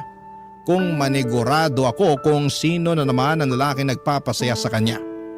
Hindi naman sa ayoko na siyang makilala ng iba pero baka lang sa pagmamadali niyang pumasok na naman sa isang relasyon ay masaktan ulit siya ng husto. Siyempre, sino ba namang anak ang gustong makita na umiiyak at nasasaktan ang kanilang mga magulang? Wala naman, hindi ba? Pero aminado rin naman ako na nasa tamang edad na ang mama ko. Hindi rin naman ako kontra sa pag-love life niya. Kung doon siya masaya, ay kaya ko namang maging masaya para sa kanya. Kaya nga hinayaan ko siya na makipagrelasyon ulit doon sa bagong lalaki na kinakausap niya. Basta ipakilala niya ito sa amin ng kapatid ko at nangyari ngayon noong maging sila. Kaso, naking gulat namin noong nalaman naming mas bata pala yon sa kanya ng ilang taon. 27 years old lamang ito samantalang 53 naman si Mama. Agad na umusok ang ilong ng bunso namin kasi masagwa raw tignan na mayroong boyfriend si Mama na kasing edad lamang niya. Pero pinakalma ko siya at sinabi na hanggat napapasaya nito si mama ay wala namang problema. In short, sinuportahan ko sila sa abot ng aking makakaya kaso'y makaraan lamang ang 2 buwan. Ay nagulat ako nang may inamin si Mama Papa Dudut.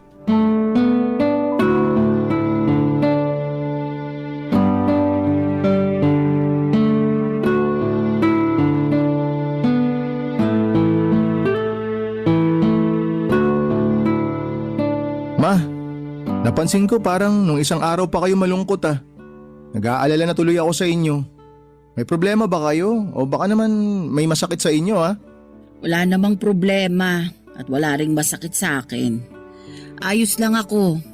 Ay, sa tono ng boses niyong yan, parang pinagbagsakan kayo ng langit at lupa ah. Sigurado po ba kayong ayos lang kayo? Ayos nga lang ako. Oh, ma, ano po nangyari?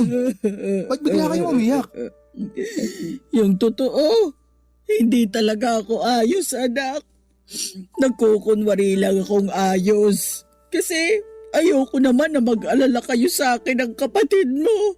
Pero pansin po kasi talaga namin na hindi kayo ayos eh. Kaya nga tinanong ko na kayo ngayon para malaman kung anong nangyayari sa inyo. Tahan na ma.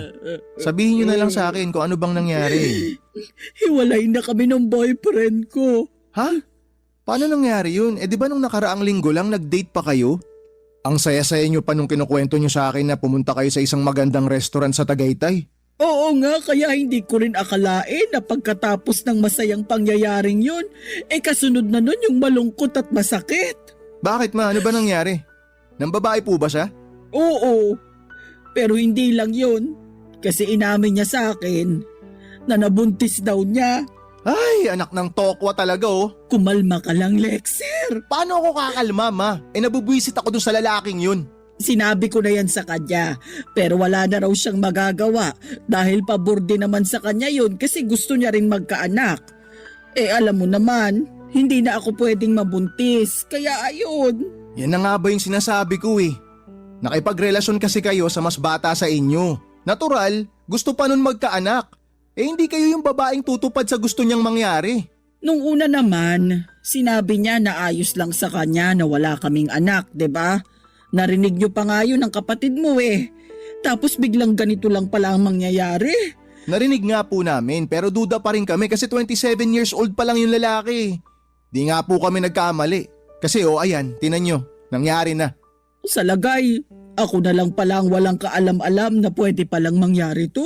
Hindi naman po sa ganun, pero sana naisip nyo man lang yun. Yung bang pwedeng magbago yung isip ng isang tao? Ginawa ko naman ang lahat. Binigay ko sa kanya yung pangangailangan niya. Nandun na po tayo ma, pero hindi pa rin garantiya yun na hindi niya kayo iiwan. Sinasabi mo ba nakaiwan-iwan ako? Bakit? Kasi matanda na ako? Kasi wala na akong kakayahang magkaanak, ganun ba yun? Ay, ma, hindi po sa ganun. Hindi raw ganun. Pero yun rin ang ibig mong sabihin. Okay, sige, gusto niyo pong malaman yung totoo?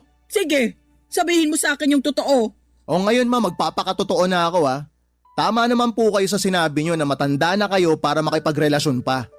Kaya bakit di nyo nalang tigilan yung paikipag-blind date nyo sa kung sino-sinong lalaki dyan para makapaghanap kayo na magmamahal sa inyo? Sobra ka naman sa sinasabi mo. Gusto nyo malaman yung totoo, di ba? O ayan, sinabi ko. Sa lagay, porke matanda na ako, wala na akong karapatang makipag-date. Hindi ko naman po kayo inaalisan ng karapatan na makipag-date. Tumututol ba kami ng kapatid ko? Hindi naman, di ba? Kaya lang masyado kayong atat na pumasok sa panibagong relasyon na para bang mauubusan kayo ng lalaki sa mundo kapag wala kayong nakausap o nakilala. Hindi ko na siguro kasalanan kung lahat ng mga lalaking nakikilala ko at minahal ko manloloko at mangiiwan katulad ng tatay nyo. Kaya nga po matigilan nyo na yan para hindi na kayo masaktan ng husto.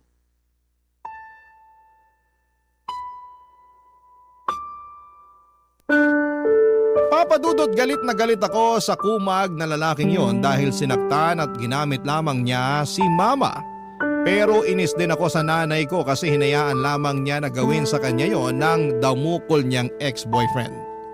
Kung pwede ko lang talagang masuntok at matadyakan sa mukha yung lalaking yon ay ginawa ko na. Sobrang sakit kayang makita. na umiiyak ang sarili mong ina ng dahil sa kanya. Kaya nga mas lalo akong naging protective kay mama. Kung protective na ako noon pa sa kanila ng kapatid ko ay mas triniple ko pa yon noong mga panahong yon. Bilang unang hakbang ay pinagbawalan ko na si mama na makipag-usap sa mga lalaki. Dahil baka mauwi na naman yon sa pagkakamabutihan tapos magiging sila at ang ending ay baka masaktan na naman siya ng gusto. At wala akong pakialam kahit na nagkasamaan na kami ng loob sa mga gagawin ko, Papa Dudut. Barangay Love Stories. Barangay Love Stories. Papa Dudut, habang lumilipas sa mga araw ay nagigilty ako sa mga sinabi ko kay mama noong huling beses na nagtalo kami. Alam ko naman na nadala lamang ako ng aking damdamin pero mali pa rin na pinagsalitaan ko siya ng ganon. Nagkasamaan patuloy kami ng loob, bagay na bihira lang mangyari sa amin. Dahil nga mas pinipilit naming unawain ang isa't isa. Kaya lang ay napuno na kasi ako pero hindi pa rin yon excuse para bastusin ko siya. Hindi nga nagtagal ay nagkabati rin kami ni mama at bumalik sa dati ang relasyon namin. Pero pansin ko na hindi na siya nag-open up sa akin tungkol sa love life niya o kung meron ba siyang kinakausap na bago. Alam kasi ni mama na magagalit ako sa kanya dahil kung anong bilis niyang makapag-move on. At makahanap ng iba ay siya namang bagal kong makausad. Saka hindi yon ganon kadali para sa akin lalo na ako yung iniiyakan niyang madalas tuwing siya ay nasasawi sa pag-ibig. Kaya nga noong napansin ko naman na parang may nagpapasaya ulit sa kanya ay agad ko na nga siyang kinumpronta, Papa Dudut.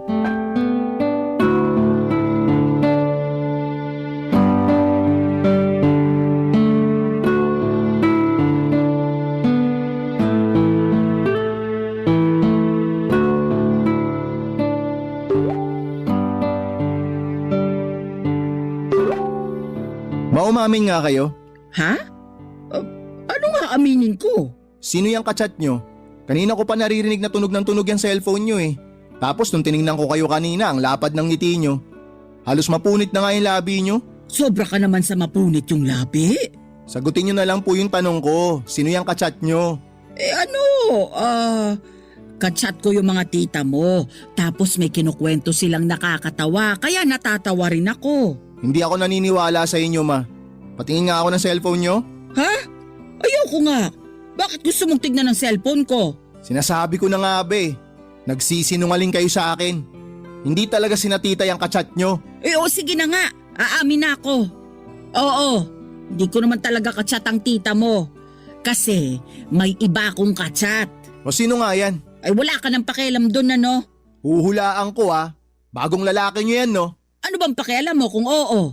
Hindi na po ba talaga kayo natuto? Di ba nung nakaraan lang, 2 beses na kayong iniwan at sinaktan? Tapos ngayon meron na naman kayong kinakausap na bago? Ano ba naman yan, ma? Iba naman tong kausap ko dun sa 2 nanakit at nang iwan sa akin ano? Saka nag-uusap pa lang naman kami. Ibig sabihin, kinikilala ko pa siya ng husto bago ko siya papasukin sa buhay ko. Ang usapan natin, titigilan nyo na yung paikipag-usap sa kung sino-sinong lalaki. Usapan natin? Wala akong matandaan na pumayag ako sa usapang yan.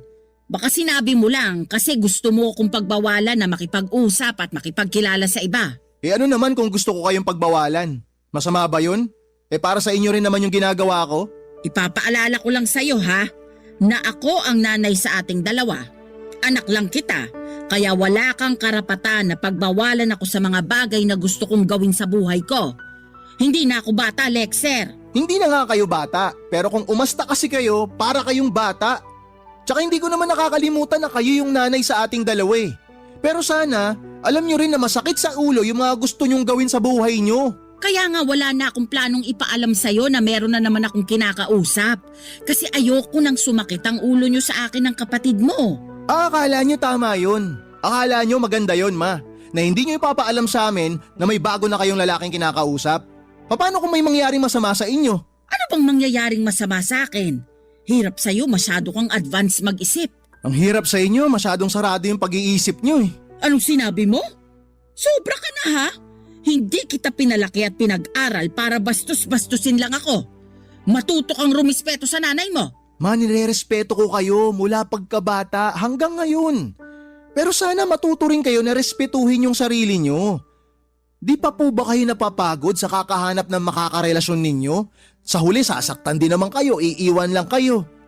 Kasi kung hindi kayo napapagod, pwes ako napapagod ako na makitang nasasaktan ka. Napapagod ako na nakikitang umiiyak ka. Maawa naman po kayo sa sarili nyo. O eto, napansin nyo ba yung kapatid ko hindi na kayo masyadong kinakausap? Gusto nyo malaman kung bakit? Kasi naiinis siya sa inyo. Napakadesperado nyo raw na makahanap ng lalaking makakarelasyon.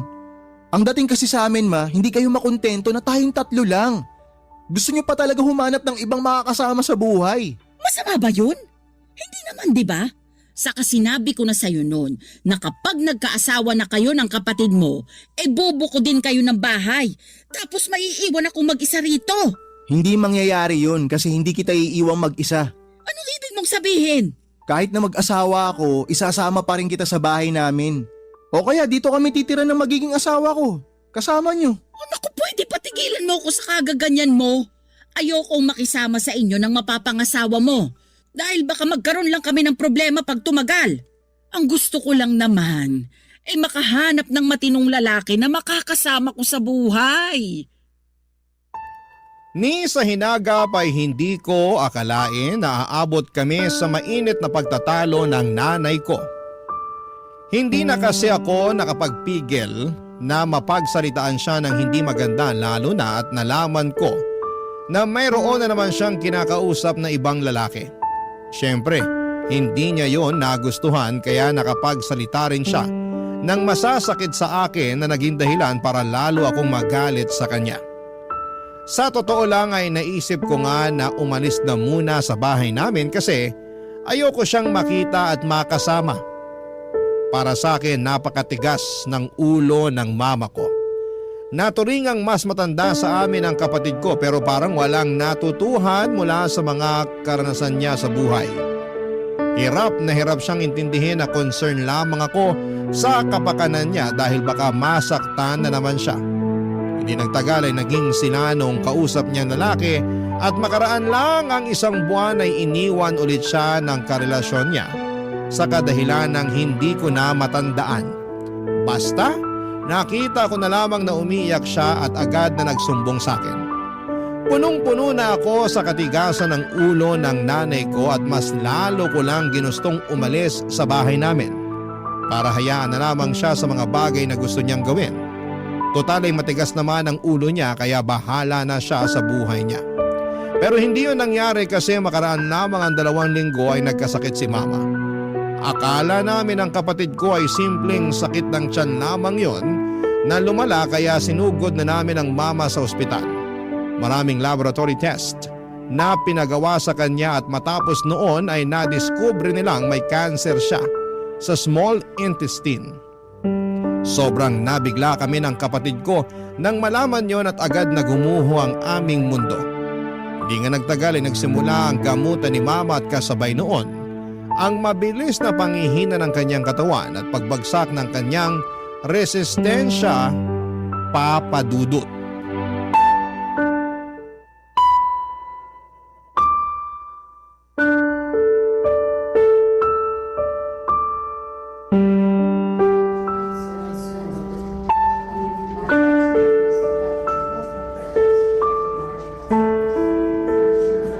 Hindi ko akalain na sa ospital natin sasalubungin ang bagong taon, anak. Akala ko pa naman doon ulit sa bahay natin. Tapos sama-sama tayong 3 ng kapatid mo. Sama-sama pa rin naman po tayong 3, May. Ang kaibahan lang nandito tayo ngayon sa ospital. Ay, hanggang kailan ba daw ako rito? Gustong-gusto ko na kasing umuwi sa bahay natin. Ma, kung ako lang ang tatanungin, gustong-gusto ko na rin po kayong iuwi. Pero sabi po kasi ng doktor, kailangan niyo po muna magpahinga dito. Hindi pa kayo pwedeng lumabas ng ospital. Grabe naman yun. Wala naman akong plano na tumira rito sa ospital habang buhay. Mas makakabuti naman po na nandito kayo para nababantayan kayo ng doktor. Masyado po kasing mabilis yung pagkalat ng kanser eh. Kaya parang alanganin kung iuuwi ko kayo sa bahay. Sobra naman yung Diyos. Kasi binigyan niya pa talaga ako ng ganitong klaseng sakit. Ang bata-bata ko pa para mamatay. Hindi pa po kayo mamamatay, ma. Kaya nga po nagpapagamot tayo eh. Tsaka alam namin ang kapatid ko na may himala. Pag-agalingin po kayo ng Diyos. Basta wag lang po kayong tumigil na manalangin sa Kanya. Naniniwala po ako na kahit mukhang imposible totoo na merong himala. Pag-agalingin ka ng Diyos, ma. Ewan ko, pero nararamdaman ko na baka hindi na rin ako magtatagal. Ma naman, huwag naman kayo ganyan magsalita. Nagpapakatotoo lang ako. Saka nararamdaman ko sa katawan ko na baka hindi ko na rin kayanin. Ma naman eh. Sorry anak, kasi baka hanggang dito na lang ako. Sorry kasi baka maiwan ko na kayo ng kapatid mo. Alam mo ba, ang sakit-sakit na ng katawan ko. Kahit nga igalaw ko lang ang mga daliri ko, ang sakit-sakit na. Ayoko na rin kumain, wala na akong gana. Nararamdaman ko na talaga na anumang sandali, mawawala na ako. Huwag po kayo magsalita ng ganyan. Hindi pa po kami handa na mawala kayo. Ako rin naman hindi pa handa eh. Siyempre gusto ko pa kayong makita na ikasal, bumuo ng sarili ninyong pamilya at magkaapo pa sa inyo. Kaya lang wala na eh. Wala na tayong magagawa. Baka oras ko na rin talaga. Naisip ko, ayos na yun. Kasi napagtapos ko na kayo ng pag-aaral ng kapatid mo at may kanya-kanya na kayong trabaho. At least, kung aalis man ako, alam ko na maiiwan ko kayo na nasa mabuti na katayuan sa buhay. Hindi na ako mag-aalala na baka magutom kayo o kung ano pa man. Pero kailangan pa po namin kayo, kaya sana lumaban pa kayo, ma. Lumalaban naman ako sa abot ng makakaya ko. Pero gusto ko lang ding magpaalam sa iyo ng maaga. Sakaling isang araw, hindi na lang ako magising. Anak, huwag mong pababayaan yung kapatid mo ha. Dalawa lang kayo, kaya dapat kayo ang magkakampi sa buhay. Alam ko na independent naman kayo pareho. Pero huwag niyo pa rin kalimutan na kumustahin ang isa't isa, lalo na kapag nawala na ako. Huwag mo rin pabayaan ang sarili mo, Lexer. Maghinay-hinay ka sa pagkakape kasi sumasakit na yung tiyan mo. Alagaan mo ang sarili mo. Huwag kang magpakalunod sa trabaho. At subukan mo rin kumilala ng babae na pwede mong makarelasyon. Masarap magkaroon ng asawa at mga anak. Tingnan mo ko. Meron akong mga anak na mabait at maalalahanin. Palagi ko kaya kayong pinagmamalaki ng kapatid mo sa lahat ng kakilala ko. At proud ako sa inyo. Proud na proud din po kami na meron kaming mama na katulad nyo. Na nagtaguyod sa amin kahit na iniwan tayo ni Papa noon. Palagi ko rin po kayong binibida sa mga kaibigan ko, ma. Kahit nung nag-aaral pa ako sa mga kaklase ko, lagi kayo ang bukang bibig ko. Kahit ngayon na nagtatrabaho na ako. Salamat anak. Hindi mo alam kung gaano mo ko napasaya. Kahit na hindi ako perpektong nanay, kahit na nakagawa ako ng maraming kamalian sa buhay ko, lalo na nung naging desperado ako na makahanap ng karelasyon. Higit pa sa mga bagay na yon, yung pagmamahal ko sa inyo ng kapatid mo. At napagtanto ko na hindi ko kayo kayang ipagpalit kanino man. Sorry kung medyo huli ko na yun nalaman. Ngayon pa talaga, kung kailan bilang na lang sa mga daliri ko sa kamay yung araw na ilalagi ko sa mundo. Papadudot kung masakit na sa akin na makitang umiiyak si mama noon. Kapag nabibigo siya sa pag-ibig ay dobleng sakit. Hirap at lungkot ang naramdaman ko noong nagkasakit siya at nakaratay na sa higaan. Kulang na lang ay dasalan ko ang lahat ng santo para pagalingin nila ang nanay ko. Ayaw pa namin siyang mawala sa amin pero kitang-kita ko na sobra na rin siyang nahihirapan. At sino ako para ipagkait sa kanya ang makapagpahinga na sa mundong ito kung doon lamang siya makakaramdam ng kaginhawahan. Kaya nga nitong February 2025 ay tuluyan nang namaalam ang pinakamamahal naming mama. Sobrang bilis ng mga pangyayari. Hindi na kami nakapaghanda at hanggang ngayon, biglang-bigla pa rin kami ng kapatid ko. Marami pa kaming pangarap sa buhay na kasama si mama at gusto pa namin siyang makasama na mapuntahan ang mga lugar na pangarap niyang puntahan. Pero alam namin na hindi na yon mangyayari. Hanggang ngayon ay natutuliro pa rin at naliligalig ang aking puso. Sa kasalukuyan ay nagpapakatatag na lamang kami ng kapatid ko. Palagi pa rin naming naaalala si mama at ang mga aral sa buhay na itinuro niya sa amin simula pagkabata. At kahit na iniwan na niya kami sa mundong ito ay nananatili siyang buhay sa aming alaala. Maraming salamat po Papa Dudut sakaling mapili po ninyong i-area ang storya ng buhay ko at ng aking pamilya. God bless and more power sa inyong istasyon. Palagi number 1 sa puso namin ang Barangay Love Stories. Ang inyong forever, kapuso at kabarangay, Lexer.